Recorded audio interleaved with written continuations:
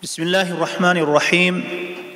Kim qanday жашаган болсо, эмне амал кылган болсо, жашоосун эмне менен өткөргөн болсо, жашоосун кандай жашаган болсо, кандай өткөргөн болсо, дал ошондой өлөт. Дал ошондой жан берер кезде ошол ишини, ошол амалыны болбоду дегенде эстеп, көз алдынан өтүп, адам жан берет. Буга мына жашоодо ибрат ала турган окуялар көп.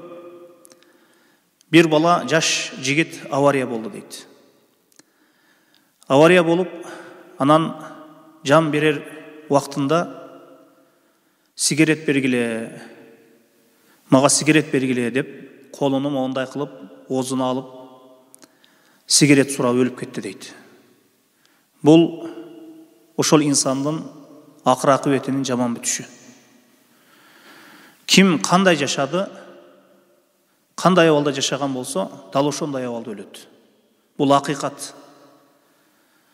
Арак ичип жашаган инсан арак сурап өлөт. Сигарет чегип өмүр бою жашаган инсан сигарет сурап өлөт. Куран окуп өмүр бою Куран окуп Аллахка ибадат кылган инсан ошол ибадаттын үстүндө өлөт. Бул акыйкат, бул нерсе. Анткени иштин башы баарысы кишинин амалынын акырына барып жыйынтыгын берет.